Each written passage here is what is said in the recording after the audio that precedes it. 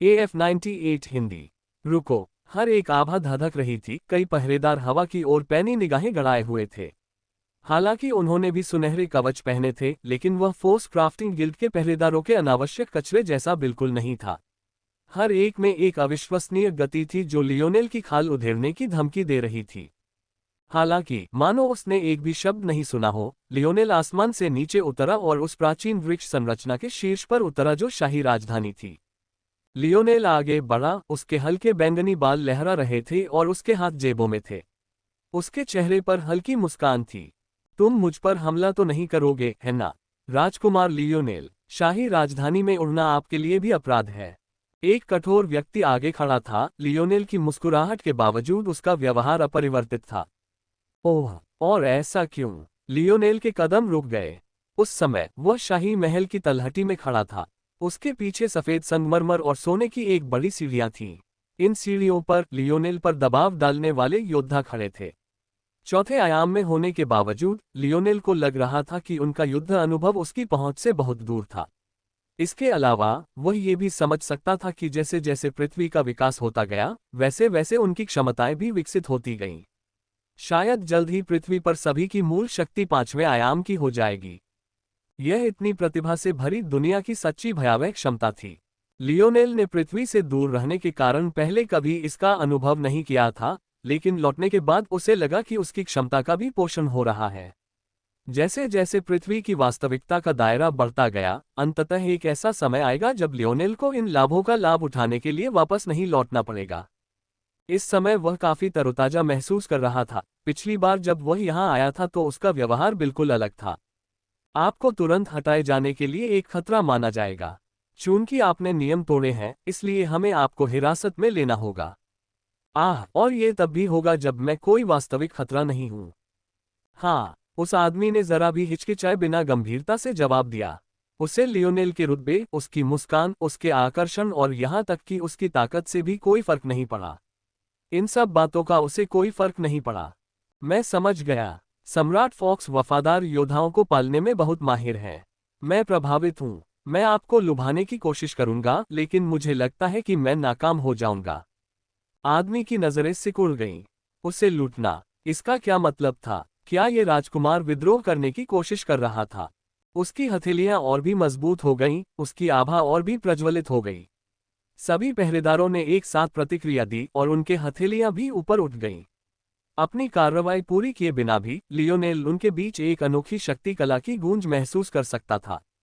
दिलचस्प है, तो बल कला का उपयोग इस तरह भी किया जा सकता है।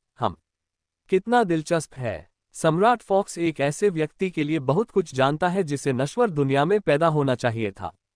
लियोनेल अपने दादा के बारे में बहुत कुछ नहीं समझ पाया था। उदाहरण के लिए, लियोनेल को लक्सनिक्स परिवार की वंशावली का हिस्सा बनने के लिए उसके दादा को किसी न किसी तरह उस परिवार की किसी महिला को पत्नी के रूप में स्वीकार करना पड़ा होगा। लेकिन तीसरे आयाम की दुनिया के सम्राट होने के नाते वह छठे आयाम की महिला को महारानी कैसे बना सकते थे? ये सब कुछ बहुत ही उत्सुकता भरा था। उस क्षण शाही महल के विशाल दरवाजे खुल गए, जिससे उसकी सतह पर नाजुक ढंग से उकेरे गए सांप जैसे सुनहरे ड्रैगन अलग हो गए। और उससे भी अधिक महत्वपूर्ण बात यह थी कि वह अमर वृक्ष जो उसके चारों ओर लिपटा हुआ था। जल्द ही एक चश्माधारी व्यक्ति प्रकट हुआ जिसे लियोनेल ने तुरंत पहचान लिया कि वह उसका चाचा है। तुम लौट आइए, उसने स्पष्ट शब्दों में कहा। मेरे पास है। किस कारण के लिए? बेशर्मी से संसाधनों की चोरी करना और चुनौती जारी करना। लियोनेल ने बिना पलक झपकाए जवाब दिया। पहली बात तो सही है, लेकिन दूसरी बात के लिए तुम अभी ऐसा करने के लायक नहीं हो। लियोनेल की मुस्कान खिल उठी। मेरे दादाजी पर मुझे लगभग 22 सालों से जन्मदिन के तोहफे देने का बकाया है। मुझे किसी न किसी तरह अपनी रकम वापस लेनी ही होगी। और मैं इसके लायक हूं या नहीं, ये भी मेरे लिए ज्यादा मायने नहीं रखता। मैं इसे किसी भी तरह चुका दूंगा। एक दिन पृथ्वी मेरी होगी।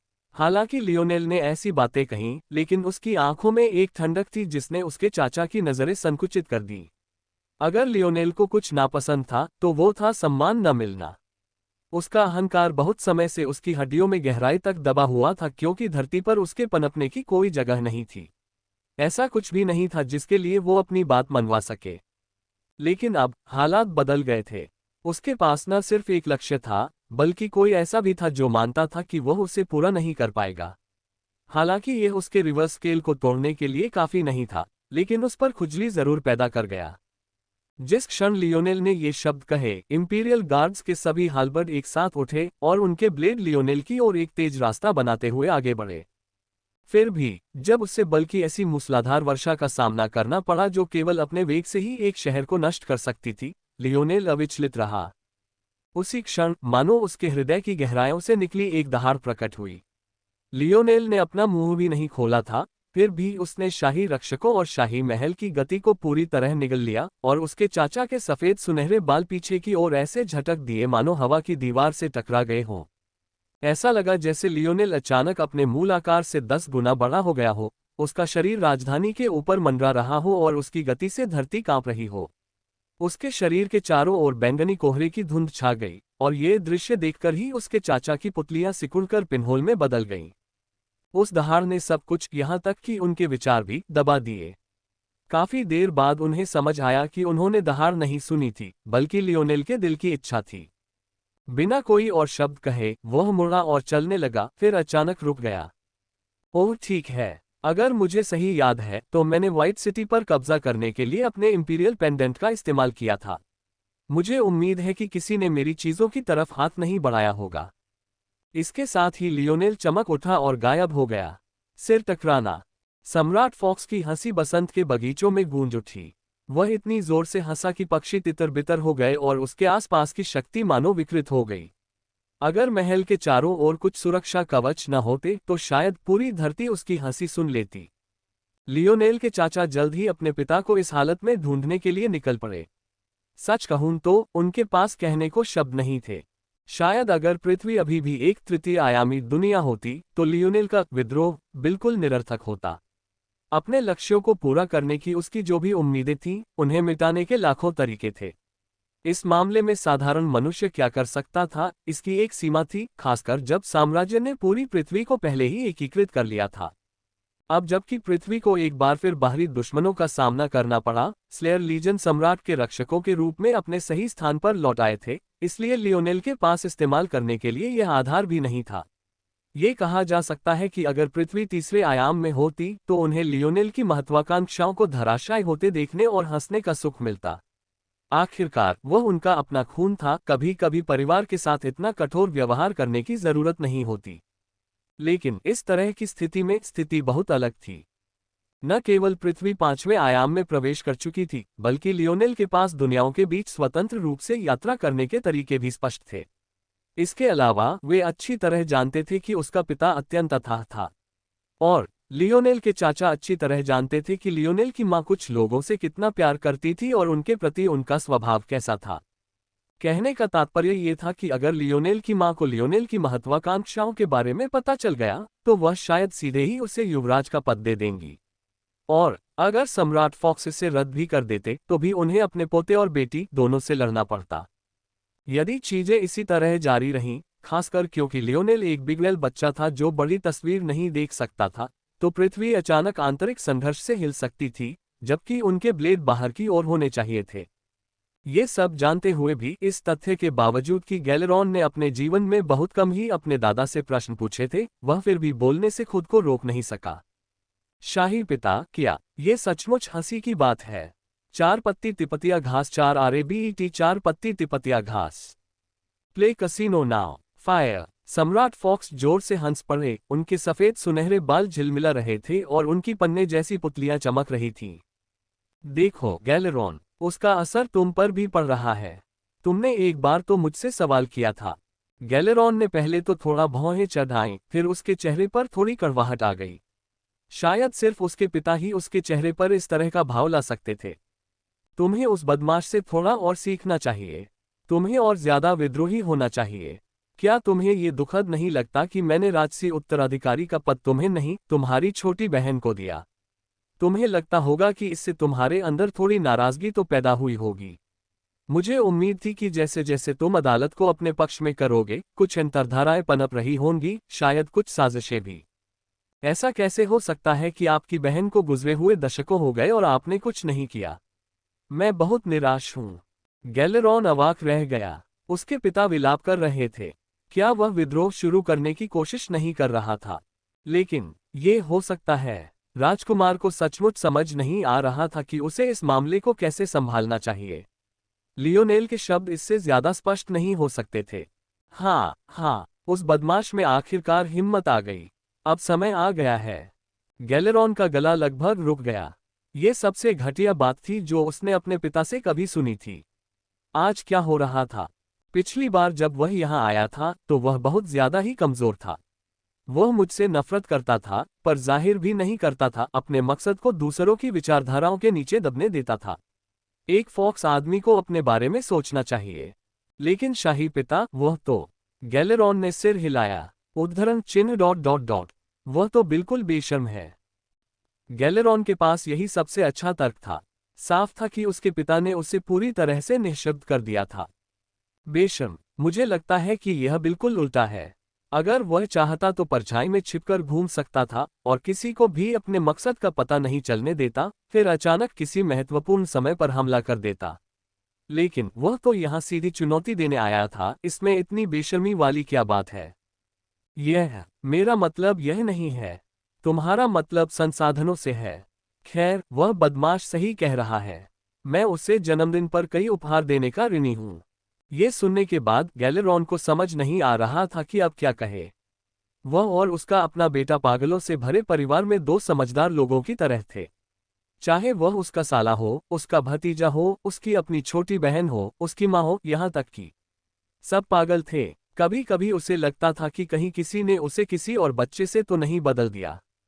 उसे समझ नहीं आ रहा था कि उसे इतना आश्चर्य क्यों हो रहा है। ये वही पिता थे जो ये जानकर जोर जोर से हंसे थे कि लियोनेल ने रॉयल ब्लू फोर्ट को लगभग तबाह कर दिया था। इस मामले को सही परिप्रेक्ष्य में कहें तो उनके असेंशन साम्राज्य को समुद्र के खतरे का बहुत लंबे समय से पता था। रॉयल ब्लू फोर्ट इस तरह के आक्रमण का मुकाबला करने के लिए उनके सबसे शक्तिशाली मोहरों में से एक था। फिर भी उनके पिता इस पर ऐसे हंसे थे जैसे ये कोई बड़ी बात ही न हो। सम्राट फॉक्स ने अंततः हंसना बंद कर दिया और अपना सिर हिलाया। तुम्हारा नजरिया अभी भी बहुत संकीर्ण है, गैलेरॉन। वह ऐसा इसलिए कर पा रहा है क्योंकि उसे अपनी कीमत पता है। अभी भी कुछ चीजें हैं जो मेरे लिए व्यक्तिगत रूप से असुविधाजनक हैं, जबकि उसे अच्छी तरह पता है कि वह शायद इस समय पृथ्वी का सबसे शक्तिशाली योद्धा है। समुद्री जानवर तो बस शुरुआत है, एक और युद्ध आ रहा है। जब तक वह काम कर रहा है, उसे इससे क्या फर्क पड़ता है कि वह कुछ लाभ उठाता है। फिर भी स्कट के पीछे भागने के लिए उसे हमें पीछे छोड़ने की कीमत चुकानी पड़ेगी। गैलेरॉन के चेहरे पर एक अजीब सा भाव उभर आया। उसे अचानक याद आया कि लियोनेल ने जाने से पहले व्हाइट सिटी का जिक्र किया था। सम्राट फॉक्स फिर से हंसने लगे। ये हंसी पिछली हंसी से भी अधिक जोरदार थी। उसे अपनी नैतिक उच्चता बहुत पसंद है ना? मैं देखना चाहता हूं कि जब यही नैतिक उच्चता उससे वह करने से रोक रही है जो वह चाहता है, तो वह क्या करता है। गैलेरॉन को सिरदर्द होने लगा। वह वास्तव में एक राजकुमार और डव ग्रैंड प्राइम मिनिस्टर परिवार के बीच सिर टकराने की व्यवस्था से निपटने के लिए तैयार नहीं था। आज बाद में एक और अध्याय आने वाला है। DKM। तब व्हाइट सिटी वही शहर था जिसे लियोनेल ने अनारिड और वेरिएंट इनवेलिड को कुचलने के लिए आसमान से उतारा था। सच कहूं तो उसे अभी अभी याद आया था कि उसने इसके बदले में अपना कमाया हुआ रूबी इंपीरियल पेंडेंट बेच दिया था। उसने सोचा कि शायद ये काम शुरू करने का एक आसान तरीका हो सकता है। आखिरकार उसके पास एक नया शहर बनाने का धैर्य नहीं था, हालांकि वह ऐसा करने के लिए पूरी तरह से सक्षम था। लियोनेल शहर को किस लिए चाहता था? यह एक सुविधाजनक किला होगा। इसके अलावा उसके पास अभी भी विशाल स्थानिक बल कला थी जिसे वह मरम्मत करके दोबारा इस्तेमाल कर सकता था। इससे पहले कि वह इसे बहुत क्षतिग्रस्त होने से पहले केवल एक बार ही इस्तेमाल कर पाता। लेकिन अब उसे इसे और भी मजबूत बनाने का पूरा भरोसा था। हालांकि पांचवें आयाम की दुनिया में घूमने के लिए और भी ज्यादा शक्तिशाली संरचना की जरूरत होगी। हालांकि लियोनेल को यकीन नहीं था कि व्हाइट सिटी का क्या हुआ। उसने उसे शाही राजधानी के ठीक सामने गिरा दिया था, और अब जब उसने सोचा तो आसपास एक दूसरा शहर भी होना चाहिए था। उस तीसरे शहर की तो बात ही छोड़िए जिस पर उसने हमला किया था। अगर व्हाइट सिटी को छुआ न जाता तो उसकी हालत बहुत ही खराब होती। आखिरकार ऐसी किसी भी घटना से वह बचा तो नहीं रह सकता था, और ये भी नहीं कहा जा सकता था कि वह अब भी राजधानी के आसपास है या कहीं और ले जाया गया है। सच कहूं तो लियोनेल जब यहाँ आ रहा था तब उसने ज्यादा ध्यान नहीं दिया था। वह बहुत तेज चल रहा था और उसका पूरा ध्यान कैपिटल को तबाह करके हंगामा मचाने पर था। खैर, वह ऐसा करने में कामयाब हो गया था, इसलिए अब वह घर बसाने और कुछ पैसे कमाने में ही संतुष्ट था। हालांकि जब लियोनेल की नज़र व्हाइट सिटी पर पड़ी तो उसकी भौहें तन गईं। अगर वह अभी भी अपने विशाल स्थानिक विन्यास के बचे हुए अवशेषों को महसूस न कर पाता तो वह दोनों शहरों को एक में जोड़ भी नहीं पाता। वह श्वेत शहर जिसे वह कभी जानता था अब कहीं नजर नहीं आ रहा था। शहर लगभग उतना ही बड़ा था जितना हमेशा से था।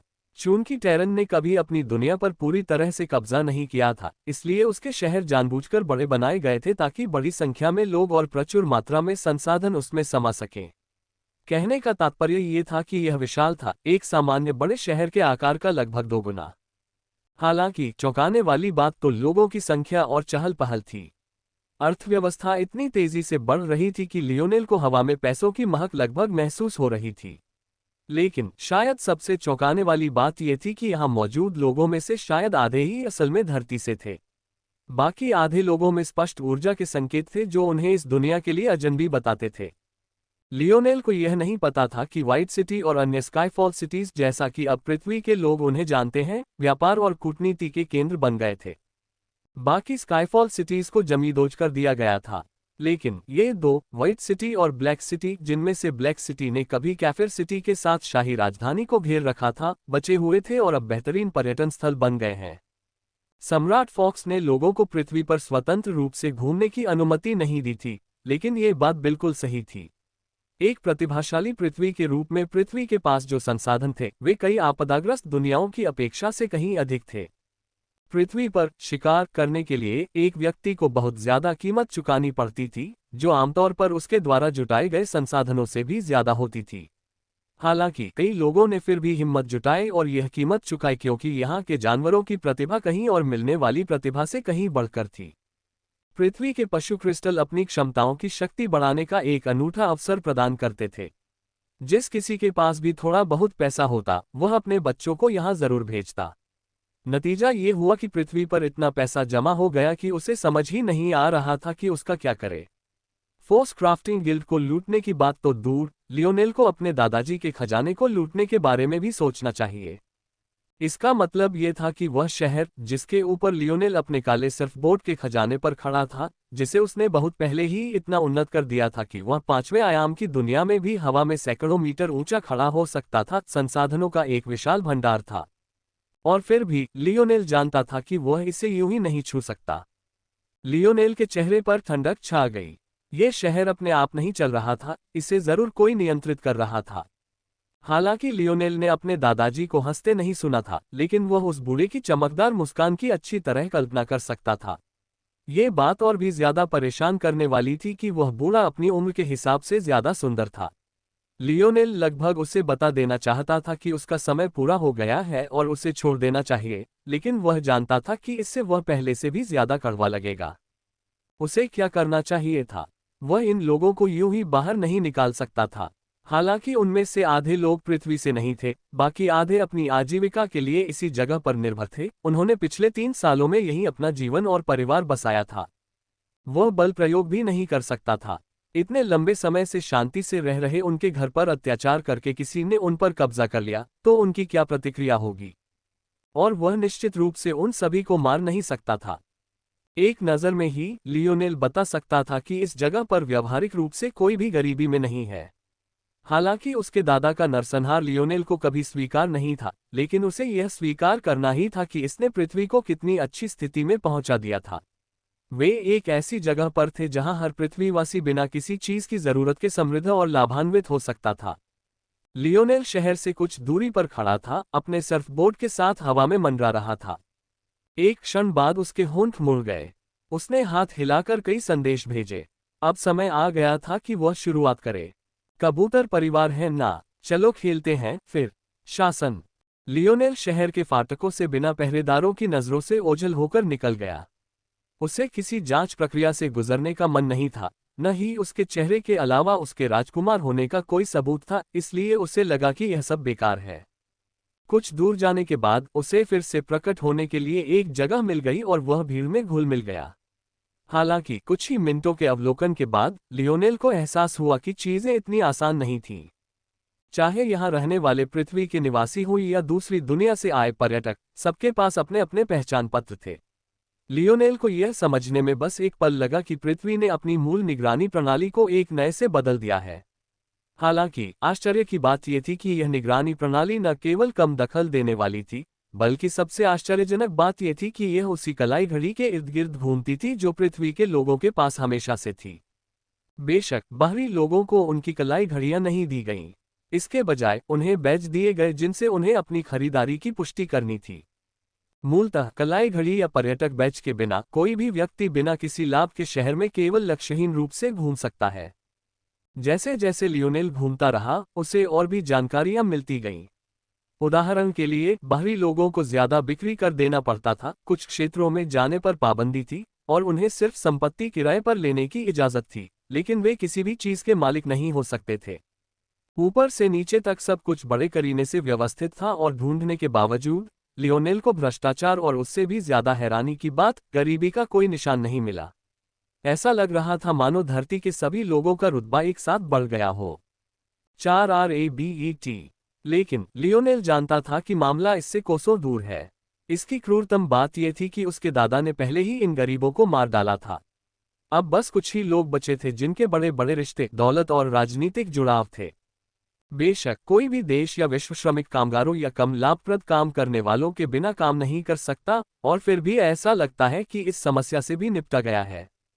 ऐसा लग रहा था कि पृथ्वी ने या तो अपने बल शिल्पकारों को प्रशिक्षित करना शुरू कर दिया था या फिर श्रम प्रक्रिया के अधिकांश भाग को स्वचालित करने के लिए शिल्पकारों को आमंत्रित किया था। और जहां ऐसा करना असंभव था, वहां टेरन के लोग थे। लियोनेल ने पहले ही बता दिया था कि वहां गरीबी नहीं थी, और यह सच भी था। लेकिन यह सिर्फ आपके सामने गंदी बस्तियों और गंदी गलियों में ही था। शहर में सब कुछ अपने आप चलता हुआ प्रतीत होने के बावजूद पृथ्वी के लोगों को अपनी शानदार जीवनशैली जीने की असली वजह धूसर रंग के अंगरखे और पैंट पहने, सिर झुकाए और निगाहें जमीन पर गड़ाए चुपचाप शहर में घूमते रहने वाले मजदूर ही थे। टेरन पर आक्रमण सिर्फ युद्ध के साथ ही समाप्त नहीं हुआ।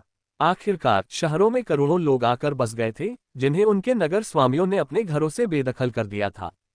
उनके नगर स्वामियों की मृत्यु के बाद उनके पास कुछ भी नहीं बचा और घर वापस जाने का कोई रास्ता भी नहीं बचा, जिससे वे पृथ्वी पर फंसे रह गए तथा उनके पास कुछ भी करने के लिए कोई सहारा या शक्ति नहीं थी। सच तो यह है कि लियोनेल ने किसी समय यह मान लिया था कि उसके दादा उन सबका कत्लेआम करवा देंगे। अपने दादा के बारे में उसकी यह छवि थी कि वे एक क्रूर व्यक्ति थे जो अपनी सत्ता बनाए रखने और एक कदम आगे बढ़ने के लिए कुछ भी करने को तैयार थे। अंततः धरती के करोड़ों नागरिक, भले ही पृथ्वी के लोगों से कहीं कम प्रतिभाशाली थे, उनकी प्रगतिशील प्रगति के लिए खतरा थे। और फिर भी वे इस हद तक एक दूसरे में समाहित हो गए थे कि लियोनेल ने भी उन पर ध्यान नहीं दिया था। कुछ और अवलोकन के बाद लियोनेल को भी यह बात समझ में आ गई। मैं समझ गया। तो उसने एक पदानुक्रम व्यवस्था बनाए, इस वादे के साथ कि अब से 5 पीढ़ियों बाद पैदा होने वाले लोग पृथ्वी के सच्चे नागरिक बनेंगे। इस वादे के साथ टेरन के वर्तमान लोग शांत और शांतिपूर्ण जीवन जी रहे हैं और पृथ्वी की स्पष्ट जनसंख्या समस्या को हल करने में भी मदद कर रहे हैं। जब तक वे परेशानी पैदा नहीं करते, 4 पीढ़ियों बाद वे कह पाएंगे कि उन्होंने ऐसे बच्चों को जन्म दिया जो पृथ्वी के सच्चे नागरिक थे। शहर में सिर्फ 1 घंटे घूमने के बाद लियोनेल ने कई ऐसी दुकानें देखी जिन्हें वह कामुक दुकानें मानता था। चाहे वह महिलाओं के अधोवस्त्र बेचने वाली कोई छोटी बुटीक हो या फिर सेक्स टॉय जैसी कोई और भी आकर्षक दुकान, यहाँ उनकी संख्या काफी ज्यादा थी। इसके अलावा लियोनेल ने कई माता पिता को छोटे बच्चों और नवजात शिशुओं के साथ घूमते देखा था। मेटामॉर्फोसिस के तुरंत बाद ऐसी घटना देखना असंभव होता और ज्यादातर बच्चे स्पष्ट कारणों से उस आपदा से बच नहीं पाते। लियोनेल को पृथ्वी के लोगों पर बच्चे पैदा करने के लिए स्पष्ट दबाव महसूस हो रहा था। इतनी सारी कामुक दुकानें होने के बावजूद वहां एक भी वेश्यालय नजर नहीं आ रहा था। इसके अलावा इस तथ्य के बावजूद कि टेरन की एक महिला पृथ्वी के किसी पुरुष के साथ सोने पर 5वीं पीढ़ी तक बच्चे पैदा कर सकती थी, दोनों समूहों के बीच एक अदृश्य दीवार सी लग रही थी। इन सारी बारीकियों को समझकर लियोनेल दंग रह गया। इस स्तर का शासन उसकी क्षमता से कहीं परे था। वह अपने दादा के प्रति थोड़ा सम्मान महसूस करने से खुद को रोक नहीं पाया। लियोनेल की भावनात्मक बुद्धिमत्ता सूक्ष्म स्तर पर सबसे बेहतर काम करती थी। बेशक वह वृहद स्तर पर भी चीजों को प्रभावित कर सकता था, क्योंकि उसने कुछ ही कार्रवाइयों से वैलिएंट हॉट माउंटेन की नींव को लगभग नष्ट कर दिया था, लेकिन फिर भी उसे लगता था कि उसमें अपने दादा जैसी सूक्ष्मता और शालीनता नहीं है। बहरहाल, शहर में हर कदम के साथ लियोनेल कुछ नया महसूस करता हुआ, अपने आदर्शों को बदलता और नए विचारों के साथ उन्हें फिर से गढ़ता हुआ सा लगता। उसके आसपास से गुजरने वालों को ऐसा लगता जैसे वह आत्मज्ञान की किसी समाधि में हो। इससे पहले कि लियोनेल को इसका एहसास होता, वह अपनी यात्रा के अंत तक पहुंच चुका था और उसने खुद को उस स्थान पर पाया जो कभी सिटी लॉर्ड का भवन रहा होगा, हालांकि अब डव परिवार का झंडा ऊंचा और गर्व से लहरा रहा था। रुको, ग्रैंड प्राइम मिनिस्टर एस्टेट बाहरी लोगों के लिए बंद है। लियोनेल ऐसे आगे बढ़ता रहा मानो उसने कुछ सुना ही न हो। जब पहरेदार कुछ करने ही वाले थे तभी उनके पैर जमीन पर जड़ हो गए। Corner office. डव परिवार के गार्डों ने आश्चर्य से नीचे देखा तो पाया कि उनके पैर अचानक पत्थर में फंस गए थे। उस पल सिर्फ डव परिवार के पहरेदार ही नहीं बल्कि उस इलाके के वे पर्यटक भी, जो उस एस्टेट को एक दर्शनीय स्थल मानते थे, स्तब्ध और खामोश थे। यहाँ बिताए इतने समय में किसी ने भी कोई उपद्रव मचाने की हिम्मत नहीं की थी। ऐसा पहली बार हो रहा था जब वे ऐसा कुछ देख रहे थे। बेशक भीड़ को यह नहीं पता था कि यह बिल्कुल भी सच नहीं था। कोई भी बुरा आदमी कैसे नहीं हो सकता। बस इतना था कि इन लोगों से तुरंत और बेहद गोपनीयता से निपटा गया था। शायद ही किसी को पता था कि ऐसी घटनाएं घटित हुई थीं। लेकिन लियोनेल तो साम्राज्य का राजकुमार था। उसे समय से पहले रोका तो नहीं जा सकता था, है ना? लियोनेल की पीठ पर एक चमकते हुए सुनहरे पंखों का जोड़ा पलक झपकते ही प्रकट हो गया। एक पल में वह गेट के दूसरी तरफ था। अगले ही पल वह छलांग लगाकर दूसरी तरफ धीरे से उतर गया और हवा का एक हल्का झोंका उसके साथ चल रहा था। लियोनेल जेबों में हाथ डाले आगे बढ़ रहा था। आगे बढ़ने वाले हर गार्ड को जमीन में धंसा हुआ महसूस हुआ। उसे कोई चोट तो नहीं लगी, लेकिन वह हिल भी नहीं पा रहा था। यह अंतर इतना जबरदस्त था कि देखने वालों की रूह कांप गई। उन्हें समझ नहीं आ रहा था कि यह युवक कौन है। लियोनेल ने आगे की ओर देखा। डव एस्टेट अपनी बनावट में विक्टोरियन था। ये कुछ महल जैसा, कुछ आधुनिक एहसास देता था। इसकी हर खिड़की में बड़े बड़े मेहराब थे जो डिजाइन में पूरी तरह घुल मिल गए थे। इसके अलावा इसमें कुछ मीनारें भी बनी थीं जिनकी संरचना एक खूबसूरत तस्वीर को और भी खूबसूरत बना रही थी। संपत्ति के चारों ओर लगी बाड़ और दरवाजे दृश्य को बिल्कुल भी बाधित नहीं कर रहे थे। लियोनेल की हरकतें सभी के लिए साफ दिखाई दे रही थीं, पूरी तरह से छंटी हुई घास पर उसके फिसलने से लेकर सीढ़ियों से ऊपर चौड़े दरवाजों तक की उसकी चाल तक। देखने वालों को आश्चर्य हुआ कि अलार्म बजने के बजाय दरवाजे खुले और एक आदमी सामने आया जो एक ठेठ बटलर की वर्दी पहने हुए था। उसके साफ सफेद दस्ताने से लेकर उसकी सुनहरी जेब घड़ी और उसके सूट के पिछले हिस्से तक सब कुछ एकदम सही था। आपका स्वागत है, प्रिंस लियोनेल। डव परिवार आपके आगमन से अभिभूत है। तभी अचानक पहरेदारों को समझ आया कि वे एक साम्राज्य के राजकुमार को रोकने की कोशिश कर रहे थे। इतना ही नहीं, भीड़ में एक लहर दौड़ गई। उनमें से कई तो धरती के लोग थे। लियोनेल का नाम सुनते ही सब कुछ समझ में आ गया और उनके चेहरे पर श्रद्धा की झलक दिखाई देने लगी। पृथ्वी के बाहर के लोगों के लिए लियोनेल एक वांछित अपराधी था। पृथ्वी के लोगों के लिए लियोनेल वह व्यक्ति था जिसने एक शहर को ध्वस्त कर दिया जिससे युद्ध समाप्त हो गया। एक शाही परिवार के लिए क्या जरूरी था? ये सुनिश्चित करना कि वे लोगों के प्यार और श्रद्धा को बनाए रखें। जितना ज्यादा उनका सम्मान किया जाता, वे उतने ही ज्यादा ईश्वरतुल्य लगते और उतनी ही ज्यादा शक्ति वे अपने पास जमा कर पाते। सच कहूं तो लियोनेल को अपने नाम पर ऐसी प्रतिक्रिया की उम्मीद नहीं थी। आखिरकार धरती के लोगों को तो पता ही होना चाहिए कि वह भी एक अपराधी था। लेकिन ऐसा लग रहा था कि उसके दादाजी ने एक मौके का फायदा उठाया था। लियोनेल अपने दादा की इस हिम्मत पर हैरान हुए बिना नहीं रह सका।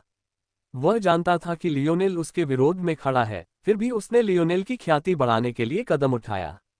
अगर लोग उसे सम्राट से ज्यादा राजकुमार मानते तो वह क्या करता? लियोनेल ने एक प्रकार की अवाक हंसी निकाली। उसके दादा, वह सबसे घमंडी कमीना था जिससे लियोनेल को कभी मुलाकात हुई थी। लियोनेल ने बटलर को एक हल्की सी मुस्कान दी। माफ करना, मैं अभी अभी वापस आया हूं और मेरे पास जरूरी योग्यताएं नहीं हैं, इसलिए मैं इस तरह का घटिया तरीका ही चुन सकता था। खैर, मुझे डव परिवार का शुक्रिया अदा करना होगा जिन्होंने मेरे शहर का इतना अच्छा ख्याल रखा। यह उससे कहीं बढ़कर है जिसकी मैंने कल्पना भी नहीं की थी कि मैं वापस आऊंगा। लियोनेल की मुस्कान देखकर बटलर अचंभित रह गया। ये स्पष्ट रूप से असम्मान का संकेत था कि एक साधारण बटलर एक राजकुमार का स्वागत करने आया था, फिर वह क्यों मुस्कुरा रहा था। लेकिन मुख्य बात यह थी कि बटलर को अचानक अपनी कठोर मुद्रा जारी रखना मुश्किल लगने लगा था। हालांकि लियोनेल की बात का दूसरा भाग सुनते ही उसके होंठ जोर से फड़कने लगे। ये राजकुमार। बटलर अचानक चौंक गया जब उसने महसूस किया कि लियोनेल ने उसके कंधे पर थपथपाया। इससे पहले कि वह कुछ समझ पाता, लियोनेल ने खुद को अंदर बुला लिया था, उसके पास से कदम रखते हुए घर में घुस गया। बटलर के मार्गदर्शन की जरूरत के बिना ही लियोनेल घर में ऐसे घुस गया मानो वह यही रहता हो। बटलर ने लियोनेल को रोकने की कोशिश की, लेकिन इस तथ्य के बावजूद कि लियोनेल धीरे धीरे चल रहा था, जब तक बटलर ने प्रतिक्रिया दी तब तक वह उससे 20 मीटर आगे निकल चुका था। सबसे बुरी बात यह थी कि लियोनेल जिस दिशा में जा रहा था, बटलर उसे वहां नहीं ले जाना चाहता था। उसके आदेशानुसार उसे लियोनेल को यंग मिस के पास ले जाना था।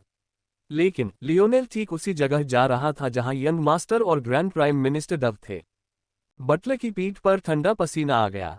ये राजकुमार सचमुच शिष्टाचार के नियमों का पालन करना नहीं जानता था। लेकिन उस पर गुस्सा करना इतना मुश्किल क्यों था। अल्पविराम। लियोनेल 3 मंजिलें और 5 गलियारों से गुजरते हुए शहर के सामने वाले एक कोने वाले दफ्तर में पहुंचा। बस एक हल्की सी दस्तक के साथ वह अंदर दाखिल हुआ। उसके चेहरे पर एक हल्की सी मुस्कान थी। लियोनेल के अंदर आते ही उसे लगा जैसे कोई जुड़वां भाई उसे देख रहा हो। टायरॉन और उसके पिता दोनों एक ही जैसे लग रहे थे। लियोनेल के रूप रंग से हैरान होने के बावजूद शुरू में तो उन्होंने ज्यादा कुछ नहीं कहा। जब तक लियोनेल टायरॉन के बगल में और ग्रैंड प्राइम मिनिस्टर डव के सामने नहीं बैठ गया, तब तक दोनों के चेहरे पर हल्की सी मुस्कान नहीं आई। इस तरह एक कोने वाले ऑफिस में 3 नकली मुस्कुराहटें एक दूसरे से मिली। सब कुछ सही है। पिता और पुत्र के साथ बैठने के बाद ही लियोनेल को आखिरकार उनके बीच कुछ अंतर नजर आने लगे। दोनों ने चश्मा पहना हुआ था, दोनों ने सलीके से कपड़े पहने थे, दोनों का व्यवहार संतुलित और नियंत्रित था। कहा जा सकता है कि उनके बीच बस इतना ही अंतर था कि टायरॉन के पिता के बाल थोड़े सफेद हो गए थे, लेकिन यह भी साफ था कि जैसे जैसे वे दिन ब दिन फोर्स को आत्मसात करते जा रहे थे, ये भी गायब होता जा रहा था, ठीक वैसे ही जैसे लियोनेल के दादा भी लगातार जवान होते जा रहे थे। मैं ईमानदारी से कहूंगा, मैं आप दोनों को दोष नहीं देता। पिता पुत्र की जोड़ी अचानक से अचंभित रह गई। आमतौर पर यह दबाव का खेल बन जाता था कि कौन पहले बोलेगा और कौन पहले बोलने के लिए मजबूर होगा। ज्यादातर मामलों में जो भी पहले बोलता उसे दोनों में से ज्यादा घबराया हुआ समझा जाता और इस तरह आगे चलकर वह चर्चा में हार जाता। लेकिन लियोनेल ने न सिर्फ इंतजार नहीं किया बल्कि लगभग तुरंत ही बोलना शुरू कर दिया। ये कहना मुश्किल था कि उसे ऐसे शाही शिष्टाचार की आदत नहीं थी, या फिर यह उन्हें चकमा देने की एक चाल थी। साथ ही मेरे पास इन खेलों को खेलने का धैर्य भी नहीं है। मेरे पास समय की थोड़ी कमी है। मैं हमेशा जवान नहीं रहूंगा, आप जानते ही हैं। तो क्या मैं चीजों को वैसे ही रखूं जैसा मैं उन्हें देखता हूं। लियोनेल अपनी सीट पर आराम से बैठा रहा और मुस्कुराता रहा। तुम दोनों मेरे दुश्मन नहीं हो, हम बस चीजों को अलग अलग नजरिए से देखते हैं। 4 पत्ती तिपतिया घास 4 RABET 4 पत्ती तिपतिया घास। आपके लिए यह जरूरी है। हालांकि आप अभी एक महान प्रधानमंत्री परिवार हो सकते हैं, लेकिन जैसे जैसे पृथ्वी का विस्तार होता है और उसका क्षेत्रफल बढ़ता है, ये कहना असंभव है कि सत्ता पर आपकी पकड़ वैसी ही बनी रहेगी। सबसे अच्छी स्थिति यह है कि यह कमजोर हो जाए, और सबसे बुरी स्थिति यह है कि आप इतिहास के पन्नों में भुला दिए जाएं और उन अन्य कुलीन परिवारों के साथ बह जाएं जो उच्च मानकों पर खरे नहीं उतर पाए। हालांकि यह आपके लिए एक अवसर भी है। अब आपके पास अचानक आगे बढ़ने के लिए पर्याप्त जगह है, जबकि अतीत में आप एक ऐसी सीमा पार कर चुके थे जिसे आप पार नहीं कर पाए थे। इसलिए अगर मेरे जैसा कोई बिगड़ैल लड़का थोड़ी सी योग्यता के आधार पर किसी शहर पर कब्जा कर लेता है और फिर अचानक 3 साल के लिए गायब हो जाता है, तो इसमें कोई आश्चर्य की बात नहीं कि आप झपट्टा मारकर वहां पहुंच जाएं। आखिरकार आप बहुत कुछ कह सकते हैं। उदाहरण के लिए आप ये दावा कर सकते हैं कि यह वह श्वेत शहर नहीं है जिस पर मैंने दावा किया था। जिस शहर पर मैंने कभी दावा किया था, उसका व्यावहारिक रूप से कोई भी हिस्सा अब बचा नहीं है, और यहां तक कि एक विवेकशील व्यक्ति भी यह निष्कर्ष निकाल सकता है कि यह अब मेरा शहर नहीं रहा। टायरॉन की आंखें सिकुड़ गईं, लेकिन वह जल्दी ही संभल गया और खुद कुछ भी कहे बिना लियोनेल की बातें सुनता रहा। बेशक ये छोटी मोटी तरकीबें कोई मायने नहीं रखती। आखिरकार मैं एक राजकुमार हूं और इस शहर पर मेरा दावा एक शाही पेंडेंट की बदौलत है। अगर आप इस नजरिए से देखें तो पृथ्वी पर शाही परिवार की प्रतिष्ठा का प्रतिनिधित्व करने वाले स्थानों में शाही राजधानी पहले नंबर पर है और ये शहर भी दूसरे नंबर पर हो सकता है। हालांकि मुझे यकीन है कि आप पिता और पुत्र की जोड़ी भी इसे समझने के लिए काफी समझदार हैं, जिसका मतलब है कि आपके पास कई अन्य चालें हैं। अगर मैं आपकी जगह होता तो मैं अपने बटलर को भेजकर खुद को बुलाता और वहां मौजूद लोगों को अपना नाम और उपाधि बताता। शायद बहुत जल्द ही लोगों के मन में मेरे प्रति जो श्रद्धा होती वह जाग उठती और मैं शहर में घूमता और अचानक पाता कि मैं एक कदम भी नहीं चल सकता बिना किसी की श्रद्धा भरी निगाहों से मेरी ओर देखे। अगर ऐसा हुआ तो मैं आत्ममुग्ध हो जाऊंगा और यह मान लूंगा कि मैं अछूत हूं। एक बार जब मैं ऐसा मानने लगूंगा तो मैं ये भी सोचूंगा कि व्हाइट सिटी को बलपूर्वक छीनना एक ऐसी चीज है जिसका इस शहर के नागरिक विरोध नहीं करेंगे और यहां तक कि वे इसे खुले दिल से स्वीकार भी कर लेंगे। लेकिन अगर मैंने ऐसा किया तो मैं एक जाल में फंस जाऊंगा, है ना? इस बार ग्रैंड प्राइम मिनिस्टर डव भी अपनी नजरें सिकोड़ने से खुद को नहीं रोक पाए और लियोनेल को गौर से देखने लगे। हालांकि अपने बेटे के उलट उन्होंने इन बदलावों को छिपाने की कोई कोशिश नहीं की, क्योंकि यदि मैं आपकी जगह होता तो कुछ मूर्खतापूर्ण काम करने के बाद मैं चुपचाप चला जाता और उस शहर की नींव को, जिसे मैंने बड़ी मेहनत से बनाया था, एक एक करके ढहने देता। उदाहरण के लिए मैं व्यापारियों के साथ किए गए अनुबंधों का इस्तेमाल शहर की अर्थव्यवस्था में हेरफेर करने के लिए कर सकता हूं। आखिरकार ये अनुबंध श्वेतनगर के साथ किए गए थे, न कि शाही राजधानी या आरोही साम्राज्य के साथ। ये व्यापारी पीछे हटना शुरू कर सकते हैं, जिससे इस शहर में जीवन स्तर कम हो जाएगा और ये शहर श्वेतनगर की ओर स्थानांतरित हो जाएगा। एक बार जब मैं ये काम पूरा कर लूंगा तो वे व्यापारी कम कर दरों की मांग शुरू कर सकते हैं, क्योंकि उनके पास बेचने के लिए कम ग्राहक होंगे। मेरी मदद के बिना वे अपने लाभ मार्जिन की रक्षा कैसे कर पाएंगे? जब मुझे लगता कि समस्या खत्म हो गई है तो मुझे अचानक एहसास होता कि व्हाइट सिटी में आसपास के जानवरों का शिकार करने के लिए प्रमाण पत्र हासिल करने आए शिकारियों की संख्या अचानक कम हो जाएगी। और ऐसा क्यों न होता? व्यापारियों को उनके दाम कम करने और अपने सामान के लिए मोलभाव करने पर मजबूर होना पड़ता। साथ ही शहर को बचाए रखने के लिए मुझे भी शायद प्रमाण पत्र की कीमत बढ़ाने पर मजबूर होना पड़ता। जब वे ब्लैक सिटी जा सकते थे तो वे यहाँ क्यों आते रहते?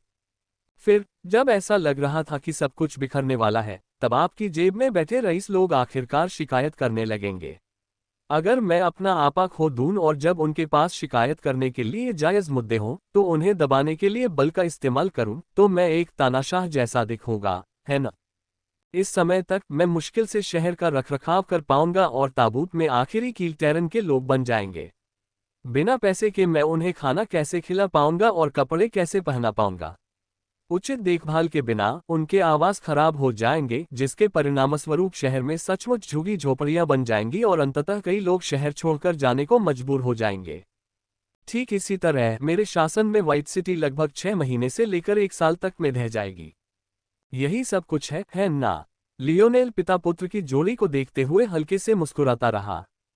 अध्याय 977 एक मुस्कान। पिता पुत्र की खामोशी के बीच लियोनेल की मुस्कान फीकी नहीं पड़ी, बल्कि और भी गहरी हो गई।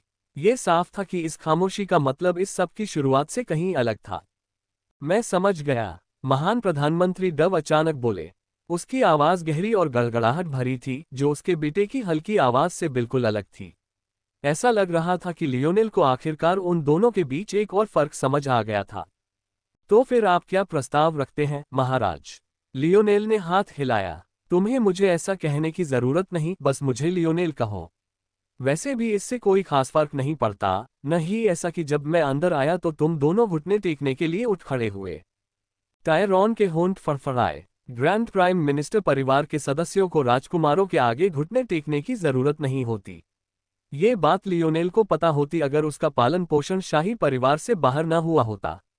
लेकिन अब उसे इस बारे में सही करना उचित नहीं लगा, क्योंकि उसने पहले ही इसे इतनी सहजता से टाल दिया था। जहां तक मेरा प्रस्ताव है वो बिल्कुल सरल है। अगले साल व्हाइट सिटी का सारा मुनाफा मुझे मिलेगा।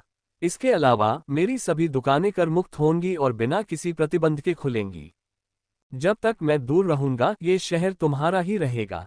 सच कहूं तो मैंने व्हाइट सिटी को समुद्र तट पर ले जाने की योजना बनाई थी, लेकिन ये स्पष्ट है कि यह असंभव है। इसलिए इसके बजाय मैं खुद एक शहर बनाऊंगा। ग्रैंड प्राइम मिनिस्टर डोव की निगाहें चमक उठीं, लेकिन वे चुप रहे और सुनते रहे। इसके बदले में आप जिन भी फोर्स क्राफ्टर्स को पाल रहे हैं वे कुछ समय के लिए मेरे संरक्षण में आ सकते हैं, बशर्ते आपको मेरे द्वारा उन्हें चुराए जाने का डर न हो। इसके अलावा व्हाइट सिटी की अर्थव्यवस्था में मेरे कार्यों के परिणामस्वरूप होने वाली कोई भी तेजी मेरे जाने और मेरे द्वारा निर्धारित वर्ष की अवधि बीत जाने के बाद भी आपकी बनी रहेगी। जहां तक शहर में मेरे रहने की बात है तो मैं इस वर्ष की अवधि के बाद होने वाली आय का 30% ले लूंगा। लियोनेल की इतनी सरल बात सुनकर ग्रैंड प्राइम मिनिस्टर डव को बड़ा झटका लगा। उन्हें उम्मीद थी कि राजकुमार उन्हें पूरी तरह से ठग लेंगे, लेकिन लियोनेल ने तो उनके साथ इतनी नरमी बरती थी। 4 पत्ती तिपतिया घास 4 RABET 4 पत्ती तिपतिया घास। हालांकि 1 साल का राजस्व गंवाना एक मुश्किल घूंट थी, लेकिन आखिरकार 1 साल तो बस इतना ही था। मेटामॉर्फोसिस से पहले मानव जीवन काल पहले से ही 2 गुने से भी ज्यादा हो गया था, जिससे 1 साल का मूल्य पहले की तुलना में बहुत कम हो गया था। अब मेटामॉर्फोसिस फोर्स और पृथ्वी द्वारा लगातार उत्पादित की जा रही विभिन्न दुर्लभ फोर्स जड़ी बूटियों की मदद से वे उससे भी ज्यादा समय तक जीवित रह सकते थे। इसके अलावा लियोनेल ने कहा कि इस साल के बाद वह व्हाइट सिटी में सक्रिय रहने के दौरान राजस्व का केवल 30% ही लेंगे। वह आज से पहले ही 3 साल तक बिना कुछ कहे चले गए थे, और हालांकि महामहिम प्रधानमंत्री इस बात की गारंटी नहीं दे सकते थे कि लियोनेल दोबारा ऐसा नहीं करेंगे, लेकिन ये तथ्य कि वह अपना खुद का शहर बनाना चाहते थे, इसका पर्याप्त प्रमाण था। बिना अधिक सोचे समझे ग्रैंड प्राइम मिनिस्टर डव ने सिर हिला दिया। मुझे ये सौदा ठीक लग रहा है। आज से लेकर अगले साल इसी समय तक शहर की सारी कमाई तुम्हारी होगी। अगर तुम्हें शहर बनाने में क्राफ्टर की मदद चाहिए तो मैं वह भी मुहैया करा दूंगा। अगर वे तुम्हारी कमी पूरी करते हैं तो प्रिंस द्वारा कुछ शिकार करने में कोई हर्ज नहीं है। जहां तक आपकी दुकानों के कर मुक्त होने की बात है तो ये भी कोई समस्या नहीं है। मुझे यकीन है कि आपके प्रयासों से जो अतिरिक्त व्यापार होगा उससे हमें शुद्ध लाभ ही होगा। प्रिंस के पास चुनने के लिए आसानी से आधा दर्जन प्रमुख स्टोरफ्रंट हैं। अगर आप चाहें तो आप उन सभी को ले सकते हैं। लियोनेल मुस्कुराया। ऐसा लग रहा था कि यह महान प्रधानमंत्री काफी होशियार आदमी है। ओह ठीक है, बस एक और बात, लियोनेल ने कहा, जब मैं राजस्व कहता हूं तो मेरा मतलब पूरी आय से है। इस साल भी उस बूढ़े आदमी को टैक्स भेजने की जहमत मत उठाना। महामहिम प्रधानमंत्री डव अवाक रह गए। पहली बात तो ये कि लियोनेल सम्राट फॉक्स को बूढ़ा आदमी कह रहे थे, और दूसरी बात, शाही करों से बचना कोई छोटा मोटा अपराध नहीं था। सिर के बाल थोड़े से भी मुंडवाना नामुमकिन था, लेकिन साल भर ऐसा न करना तो अलग ही तरह का गाली गलौज था। इस बारे में चिंता मत करो, मैंने पहले ही उससे इस बारे में बात कर ली है। उद्धरण चिन्ह ... सचमुच? महान प्रधानमंत्री डव ने लियोनेल की ओर संदेह से देखा। ये कहना अतिशयोक्ति नहीं होगी कि व्हाइट सिटी पृथ्वी की वर्तमान संपत्ति का कम से कम 20% हिस्सा था। इसे 1 साल के लिए गंवाना कोई छोटी बात नहीं थी। ग्रैंड प्राइम मिनिस्टर डव को सिर्फ इसलिए नुकसान नहीं हुआ क्योंकि उस धन का ज्यादातर हिस्सा वैसे भी शाही परिवार के पास जाता था, इसलिए उनके पास जो कुछ बचा था उसे वे छोड़ने को तैयार नहीं थे। उसे बस इस बात की चिंता थी कि सभी पहरेदारों और खासकर टेरन के नौकरों की ठीक से देखभाल हो और उन्हें वेतन मिले। फिर भी वह 1 साल के लिए अपनी जेब से खर्च उठाने को तैयार था। हालांकि लियोनेल साफ तौर पर एक पागल था। महान प्रधानमंत्री डव ये भी नहीं समझ पा रहे थे कि लियोनेल इस पैसे का क्या करेगा। बस इसे समझने के लिए लियोनेल ने एल्थोर को जितने उर्बे ओरिस दिए थे उनकी संख्या देखकर हैरानी होती है। व्हाइट सिटी 3 दिनों में इतनी बड़ी रकम बना सकती थी। ये बात भले ही अतिशयोक्तिपूर्ण लगे, लेकिन पृथ्वी जैसी दुनिया का असली मूल्य यही था। असेंशन साम्राज्य भारी मात्रा में धन कमा रहा था। बिना अधिक स्पष्टीकरण दिए लियोनेल मुस्कुराया और खड़ा हो गया। वैसे टायरॉन, मैं माफी मांगना चाहता था। टायरॉन, जो अभी तक इन सब बातों को समझने की कोशिश कर रहा था, अचानक चौंक गया। वह इतना हैरान था कि उसकी बोलती बंद हो गई। जब हम पहली बार मिले थे तब मैं कुछ ज्यादा ही संवेदनशील हो गया था और तुम्हारा चश्मा तोड़ दिया था। यह मेरी जल्दबाजी थी और मुझे ऐसा नहीं करना चाहिए था। मुझे उम्मीद है कि हम इससे आगे बढ़ सकते हैं। बदले में क्या मैं तुम्हारे लिए तुम्हारी जरूरतों के हिसाब से एक कांस्य का खजाना बना दूं? टायरॉन, जो लगभग हमेशा शांत रहता था, समझ नहीं पा रहा था कि क्या करे।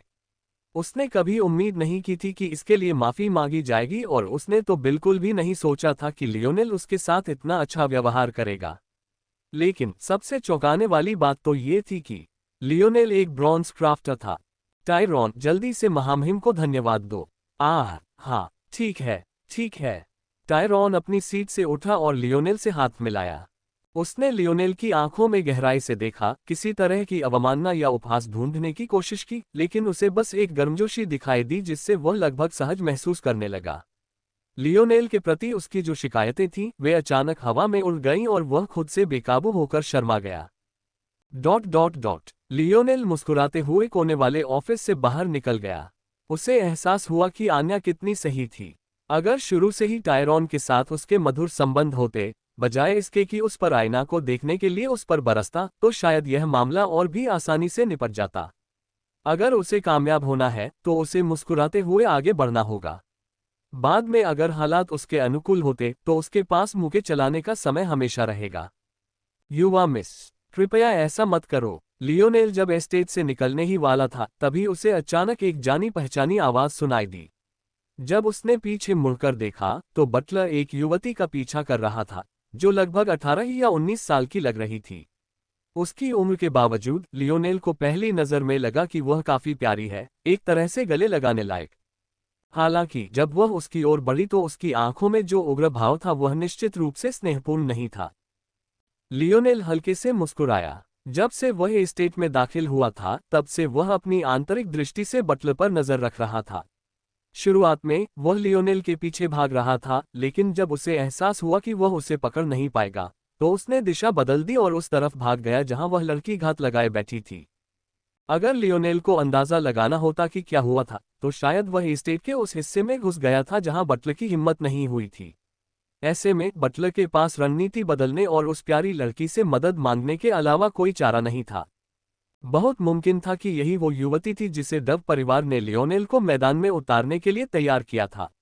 और जाहिर है वह इस बात से खुश नहीं थी कि लियोनेल ने उसे नजरअंदाज करके सीधे उसके भाई और पिता के पास चला गया था। यंग मिस को कोई जरूरी काम करने का मौका कम ही मिलता था, इसलिए ऐसा लग रहा था जैसे लियोनेल ने उसका मौका छीन लिया हो।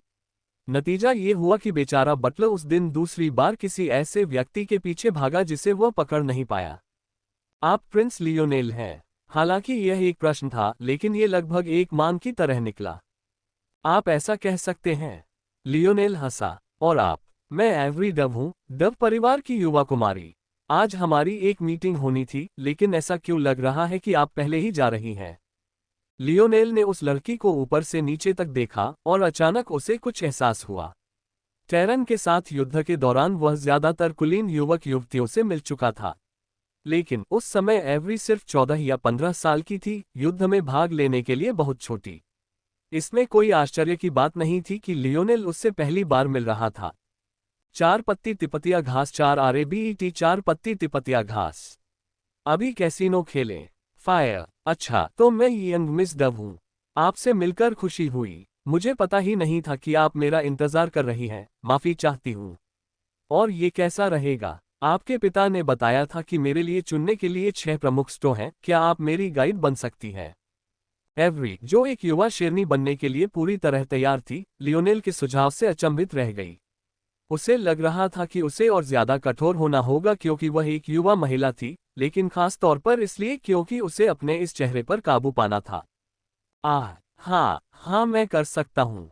एवरी को बारीकियां तो नहीं पता थीं, लेकिन व्हाइट सिटी के बारे में उसे सब कुछ पता था। जैसे ही लियोनेल ने उन दुकानों का जिक्र किया, उसे पहले से ही पता था कि वह किन दुकानों की बात कर रहा है और यहाँ तक कि एस्टेट से वहां कैसे पहुंचा जा सकता है। कहा जा सकता है कि वह पूरी तरह तैयार थी। हालांकि उसने इस बारे में अपने पिता या भाई से बात नहीं की थी, लेकिन उसे नहीं लगा था कि राजकुमार इस बारे में झूठ बोलेगा, और न ही उसे ऐसा करने की जरूरत पड़ेगी। उसे पहले ही बता दिया गया था कि लियोनेल के लौटने पर परेशानी हो सकती है, इसलिए उसने तुरंत सोचा और मान लिया कि यह एक समझौता है। पास ही एक कोने में टायरॉन, जो कुछ करने के लिए तैयार था, ने रुकना ही बेहतर समझा। लियोनेल ने उसे पहले जो भी अच्छाइयां दी थीं, उनकी तुलना में ये कहीं ज्यादा मूल्यवान था। अचानक उसे लियोनेल को धोखा देने के बारे में सोचना भी मुश्किल लगने लगा, ऐसा करना तो दूर की बात है। उसने सिर हिलाया। आज उसे बहुत मजाक लग रहा था। उसने असल में शर्मिंदगी जैसा शर्मनाक काम किया था। अब ये कुछ ही देर बाद लियोनेल को एवरी के नेतृत्व में हवेली से बाहर ले जाया गया। अल्पविराम। रास्ते में एवरी इतनी सहज हो गई कि लियोनेल की बातों पर वह हंसने और खिलखिलाने लगी। वह लगभग भूल ही गई थी कि उसे अपने डव परिवार का प्रतिनिधित्व करने के लिए एक आधिकारिक काम से जाना था। उद्धरण चिन्ह ... आपने सचमुच बहुत कुछ देखा है। मेरे पिता मुझे पृथ्वी से बाहर नहीं जाने देंगे। मैं हमेशा से ये देखना चाहता था कि बड़ा ब्रह्मांड कैसा दिखता है। एवरी की निगाहों में एक हल्की सी लालसा थी जब उसने आसमान की ओर देखा, लेकिन बदकिस्मती से वहां नीले रंग के विस्तार के अलावा कुछ भी नजर नहीं आ रहा था। लियोनेल मुस्कुराया। मैंने कभी सोचा भी नहीं था कि निडर ग्रैंड प्राइम मिनिस्टर डव वाकई इतने ज्यादा सुरक्षात्मक होंगे। ऐसा लगता है कि सभी पिताओं के मन में अपनी छोटी बेटियों के लिए एक नर्म जगह होती है। एवरी ने मुंह बनाया। मैं नहीं चाहती कि उसके मन में मेरे लिए कोई नरमी आए। उसे मेरे साथ वैसा ही व्यवहार करना चाहिए जैसा वह टायरॉन के साथ करता है, लेकिन वह मुझे गंभीरता से नहीं लेता। कौन जानता है, हो सकता है कि टायरॉन चाहता हो कि तुम्हारे पिता उसके साथ वैसा ही व्यवहार करे जैसा वह तुम्हारे साथ करते हैं। बिल्कुल नहीं। एवरी ने सिर हिलाया। उसके काले बाल इधर उधर बिखर गए। मेरा बड़ा भाई काम का बहुत शौकीन है। बचपन से ही ऐसा है।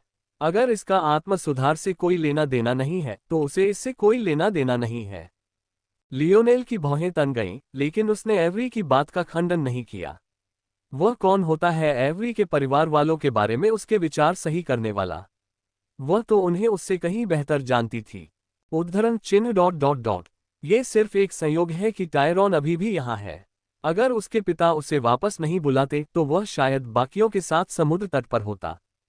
तटों पर? लियोनेल ने पूछा। ओह ठीक है, तुम अभी अभी वापस आए हो, इसलिए तुम्हें शायद पता न हो। ज्यादातर युवा रईस अब शाही राजधानी के आसपास नहीं है। वे समुद्री जानवरों का शिकार करने के लिए तटों पर चले गए हैं। हाल ही में उनमें से बहुत से जमीन पर आने की कोशिश कर रहे हैं। न सिर्फ उनका मांस शरीर को मजबूत बनाने के लिए बहुत अच्छा है, बल्कि उनके बीस्ट क्रिस्टल भी कभी कभी उनके स्तर के हिसाब से बहुत महंगे बिकते हैं। मैं समझ गया। लियोनेल के होठों पर मुस्कुराहट आ गई। हम आ गए। ये पहला प्राइम स्टोर है। हम आने वाले कुछ महीनों में इनकी नीलामी करने की योजना बना रहे थे, लेकिन चूंकि पिताजी ने कहा है कि आप अपनी पसंद का सामान चुन सकते हैं, तो बेझिझक। लोकेशन वाकई एकदम सही थी। दुकान सड़क के एक प्रमुख कोने पर थी और उसके किनारों पर एक ढांचा बना हुआ था। आप चाहे किसी भी दिशा से आ रहे हो या जा रहे हो, इस दुकान को नजरअंदाज करना नामुमकिन था। इसके अलावा आसपास का माहौल भी एकदम सही था। हवा में फैली खुशबू सुकून का एहसास दिला रही थी। पास में ही एक पार्क होने के कारण प्रकृति की झलक भी थी, लेकिन इतना भी नहीं कि महानगरीय माहौल खराब हो जाए। और पास ही एक बैंक भी था जहां पैसे खत्म होने की स्थिति में पैसे मिल सकते थे। लियोनेल ने ये सब देखकर सिर हिलाया। बाकी दुकानों पर जाने की जरूरत नहीं है, वैसे भी मुझे एक से ज्यादा दुकानों की जरूरत नहीं है। मैं यही ले लूंगा। एवरी ने पलकें झपकाईं। लियोनेल वाकई बहुत तेजी से फैसले लेता था। सच तो ये था कि लियोनेल को इससे कोई फर्क नहीं पड़ता था कि कोई और स्टोरफ्रंट इस स्टोरफ्रंट से थोड़ा बेहतर है या नहीं। जब तक वह पास में होगा जैसा कि उसने सोचा था, उसका स्टोर उनके बीच सबसे लोकप्रिय हो जाएगा। दरअसल अगर उसे कोई प्रमुख स्टोरफ्रंट नहीं भी मिला तो भी उसके स्टोर का शीर्ष पर पहुंचना बस समय की बात थी। बस थोड़ा ज्यादा समय लगेगा। क्या आपको टेरन के कुछ लोगों को नियुक्त करने की जरूरत है? वे स्टोर के रखरखाव में मदद कर सकते हैं और आपके लिए उसका प्रबंधन भी कर सकते हैं। इसके लिए एक छोटा सा शुल्क देना होगा, लेकिन ये बहुत ज्यादा नहीं है। लियोनेल को ये सुनकर थोड़ी असहजता हुई, लेकिन वह जानता था कि यह संभवतः सबसे अच्छा विकल्प था, बशर्ते उसके दादाजी अपनी आने वाली पीढ़ियों को अपने में से एक मानने के अपने वादे पर कायम रहें। नहीं, इसकी आवश्यकता नहीं होगी। लियोनेल हर चीज को स्वचालित कर सकता था, जैसे उसने अपने वेलिएंट माउंटेन स्टोर को किया था। अगर वह समय समय पर उसे अपग्रेड करता रहे और अपने लोगों से फोर्स आर्ट्स का रखरखाव करवाता रहे, तो कोई समस्या नहीं होगी। एवरी ने सिर हिलाया। ठीक है। लियोनेल कुछ कहने ही वाला था कि अचानक उसे अपने ताबीज से कई जवाब मिले। उसने पहले भी कई संदेश भेजे थे और आखिरकार वे इकट्ठे हो गए थे। अब उसके जाने का समय हो गया था। लगता है अब मुझे जाना होगा। अपने बड़े भाई से कहो कि वो एक हफ्ते में अपनी पसंद की क्राफ्ट की जानकारी लेकर यहाँ आ जाए। अगर तुम चाहो तो मैं तुम्हारे लिए भी कुछ बना सकता हूँ। लियोनेल ने हल्की मुस्कान के साथ कहा। एवरी पुनः स्तब्ध रह गई, लेकिन इससे पहले कि वह कुछ प्रतिक्रिया दे पाती, लियोनेल के पैरों के नीचे एक काला सर्फबोर्ड प्रकट हो गया और वह हवा में उछल गया। ऐसी बात पर एवरी के मुंह से शब्द ही नहीं निकल रहे थे। शहर की सीमा में तो उड़ना बिल्कुल मना था। इस लियोनेल ने बिना किसी परवाह के हर तरह के नियम तोड़े। लेकिन यह महसूस करने के बजाय कि वह एक लाड़ प्यार से पाला गया राजकुमार है, एवरी मुस्कुराए बिना नहीं रह सकी। ये स्पष्ट था कि लियोनेल के बारे में उसकी धारणा काफी अच्छी थी। अरे नहीं, अभी तो बहुत काम है। एवरी के दिमाग में अचानक से विचार कौन था। उसे लियोनेल के नाम पर संपत्ति पर हस्ताक्षर करने थे, संपत्ति और सेवा कर के कागजात निपटाने थे, और उसके ऊपर उसे शाही राजधानी से ही सामान बेचने का परमिट भी लेना था। उसे अचानक लगा जैसे लियोनेल ने उस पर ढेर सारा काम लाद दिया है जिससे वह अनजान था। अगर लियोनेल ने क्राफ्टर्स की दुकान खोलने की योजना बनाई होती तो यह एक अलग ही समस्या होती। जरा सोचिए, 21वीं सदी की धरती पर कोई भी बंदूक की दुकान या बंदूक की रेंज नहीं खोल सकता था। ये निश्चित रूप से एक रेस्टोरेंट खोलने से कहीं ज्यादा मुश्किल था, लेकिन रेस्टोरेंट को भी कुछ स्वास्थ्य दिशा निर्देशों का पालन करना जरूरी था। 21वीं सदी की बंदूक की दुकान की तुलना में एक शिल्पकार की दुकान हजारों गुना ज्यादा खतरनाक थी, और ऐसी चीजों को पहले से ही ध्यान में रखा गया था और असेंशन साम्राज्य द्वारा उन पर कड़े नियमन लागू थे। अब एवरी को इन मुश्किलों से पार पाकर इन सब का सामना करना था। उसने अपने रसीले होंठ फुला लिए, उसका रूप पहले से भी ज्यादा प्यारा लग रहा था। उसे नहीं लगा कि लियोनेल ने जानबूझकर ऐसा किया है, लेकिन वह वाकई बहुत लापरवाह था। छोड़ो भी, शायद उसे कुछ पता था क्योंकि उसने मुझे भी खजाना बनाने की पेशकश की थी।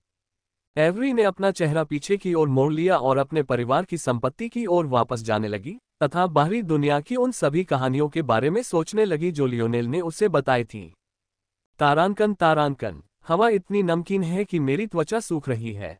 एलन ने भौहें चढ़ाईं, उसकी भौहें उसके चश्मे के पीछे सिकुड़ गईं। शिकायत करना बंद करो, चार आंखें। तुम पहले से ही इतने सारे कपड़े पहन रही हो, तुम्हारी त्वचा पर इसका कितना असर हो रहा है? राज ने पुकारा।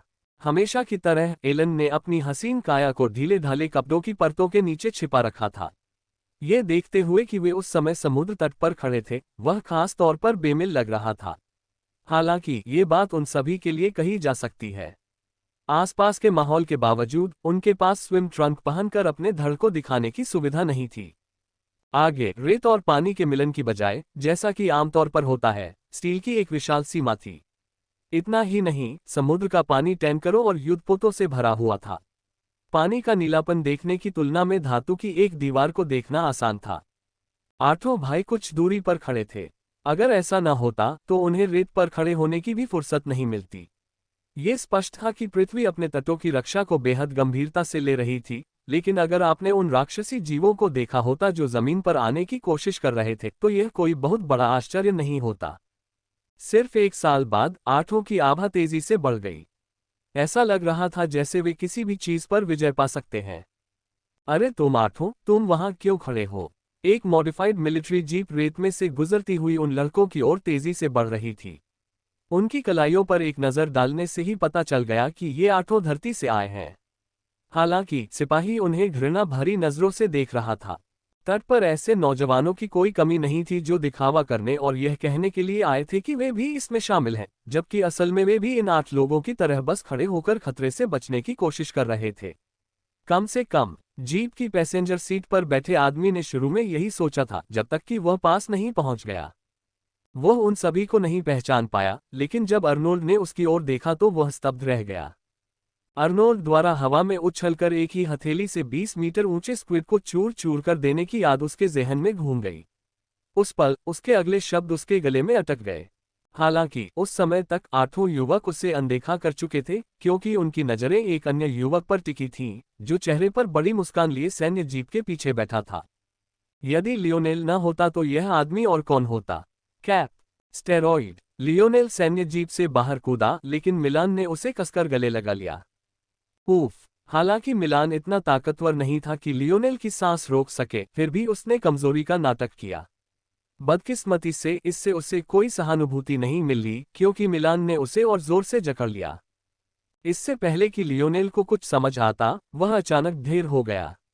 दरअसल सिर्फ 2 लोग ही हिले नहीं, एलन और अर्नोल्ड। दोनों ने एक दूसरे की तरफ देखा और सिर हिलाया। ऐसा लग रहा था कि इस तरह के मामलों में दोनों एक दूसरे के साथ कदम से कदम मिलाकर चल रहे हैं। सैन्य जीप के ड्राइवर और यात्री अविश्वास से देखते रहे। वो तो साम्राज्य का राजकुमार था, क्या हो रहा है? कब से किसी राजकुमार के साथ ऐसा व्यवहार किया जा सकता है? राजकुमार नूर के बारे में सोचते हुए, और वह कितना दृढ़ था, उस ठंडी छोटे बालों वाली सुंदरता का तो जिक्र ही न करे जो हमेशा उसके साथ रहती थी। ये लियोनेल वास्तव में उस तरह के राजसीपन से बहुत अलग था जिसकी वे आदी थे। ठीक है, ठीक है। 6 आदमियों के ढेर के नीचे लियोनेल की दबी हुई कराहें सुनाई दी। हालांकि ऐसा लग रहा था कि वे उसे जाने नहीं देना चाहते थे। हे, इतने लंबे समय तक हमें छोड़कर जाने की इसे एक छोटी सी सजा समझो, कैप। फ्रेंको की आवाज ढेर में गूंजी और सबसे पहले उसका बड़ा मुंह खुला। शायद अगर वह ढेर के नीचे से लियोनेल की धूर्त मुस्कान देख पाता तो इतना गुस्ताख न होता। टकराना। अचानक 6 शब्द सभी दिशाओं में उड़ गए, पूरी तरह से उनके नियंत्रण से बाहर होकर ऊपर और बाहर की ओर उड़ते हुए, और रास्ते में चीखें निकालते हुए। लियोनेल रेत से मुस्कुराते हुए उठा, उसने अपने शरीर से मुस्कान को दूर किया और अर्नोल्ड और एलन की ओर आंख मारी, जिन्हें ऐसा लग रहा था कि उन्होंने अनुमान लगा लिया था कि चीजें इसी तरह खत्म होंगी। कैप्टन, आप तो पहले से ही 5वें आयाम में हैं। एलन ने सिर हिलाया। पिछली बार जब वे लियोनेल से मिले थे तब भी वह 3रे आयाम में था और तब वह उनसे पहले से ही ज्यादा ताकतवर था। अब वह अचानक उन सबको पीछे छोड़ चुका था। क्या ये थोड़ा ज्यादा हास्यास्पद नहीं था? बेशक पिछले साल वे कहीं ज्यादा ताकतवर भी हो गए थे, इसलिए वे अपने पुराने रूप से भी तुलना नहीं कर सकते थे। लेकिन यह तो फिर भी बहुत ज्यादा था, है ना? राज ने मुंह में भरकर रेत थूक दी, उसका गोल शरीर एक विशाल टीले से लुढ़कता हुआ बाहर आ गया। 5वां आयाम। ये बकवास है, कैप। आप सिर्फ इसलिए पीईडी को गोली नहीं मार सकते क्योंकि अब आपकी जांच करने के लिए कोई एथलेटिक आयोग नहीं है। लेखक का नोट, पीईडी प्रदर्शन बढ़ाने वाली दवाएं हैं, असल में स्टेरॉइड। ओह, मेरे पास तुम्हारे लिए कुछ था, लेकिन अगर तुम नहीं चाहते तो भूल जाओ, भूल जाओ। लियोनेल ने अपना सिर हिलाया और आह भरी, मानो वह किसी बात पर विलाप कर रहा हो। भाड़ में जाओ, मुझे दवा दो। छहों जल्दी ही ठीक हो गए और अपनी चमकती आंखों से लियोनेल को घेर लिया। उन्हें यह जानने के लिए किसी प्रतिभाशाली व्यक्ति की जरूरत नहीं थी कि लियोनेल अच्छी चीजें लेकर आया है। सजा देने का क्या हुआ? ओह कैप, तुम तो खुले विचारों वाले इंसान हो, है ना? तुम इतनी छोटी सी बात पर इतना बखेड़ा नहीं खड़ा करोगे, है ना? फ्रेंको की आंखें मासूमियत से झपक गईं, लेकिन उसके बड़े कानों की हरकत से ऐसा लग रहा था जैसे उसका सिर किसी भी पल उड़ जाएगा। लियोनेल हंसा। सच कहूं तो मैं कुछ अच्छी चीजें लेकर आया हूं जो तुम्हें बहुत जल्दी अर्ध 5वें आयाम तक पहुंचने में मदद करेगी। लेकिन मुझे अभी भी देखना होगा कि तुम्हारे शरीर इसे झेल पाएंगे या नहीं। सोलारा ग्रह पर रहते हुए लियोनेल को जो कुछ मिला उसमें से ज्यादातर कीमती अयस्क थे। ज्यादातर उर्बे अयस्क एल्थोर को अगले महीने ओरिक्स को खिलाने के लिए सौंप दिए गए थे। बाकी अयस्कों की बात करें तो लियोनेल ने उन्हें शिल्पकला के लिए रखा था। हालांकि इन अयस्कों के अलावा दुनिया के केंद्र के पास लियोनेल को फोर्स हर्ब्स का एक छोटा सा टुकड़ा मिला था। इन जड़ी बूटियों का इतनी कठिन परिस्थितियों में उगना यह कोई आश्चर्य की बात नहीं थी कि यह असाधारण रूप से मूल्यवान थी। लियोनेल को इन्हें पहचानने के लिए शब्दकोश का सहारा लेना पड़ा क्योंकि पौधे वगैरह उनकी विशेषज्ञता का हिस्सा नहीं थे। और उन्हें जरा भी निराशा नहीं हुई। वे 5वें आयाम की एक जड़ी बूटी थी जिन्हें अस्थि दहन गुलाब के नाम से जाना जाता था। शब्दकोश के अनुसार एक बलगोली बनाने वाले के हाथों में ऐसी जड़ी बूटी का उपयोग शरीर को शुद्ध और मजबूत बनाने के लिए लगभग 6ठे आयाम के स्तर तक किया जा सकता था। बुरी खबर यह थी कि लियोनेल इतना माहिर नहीं था और आयना अब उसके साथ नहीं थी।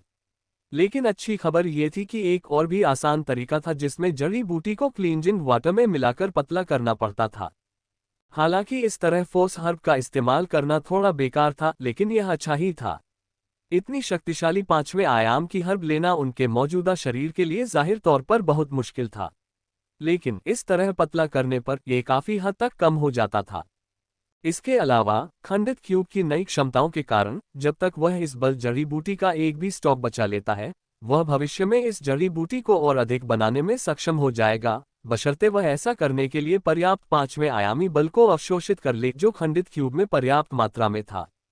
जैसा कि कहा गया है शब्दकोश के अनुसार, इस कच्चे मिश्रण को लेने की सबसे अच्छी अवस्था तब होती है जब आप अपनी पूरी क्षमता तक पहुंच चुके होते हैं। इसलिए लियोनेल को पहले अपने भाइयों को इस चुनौती से गुजरना था।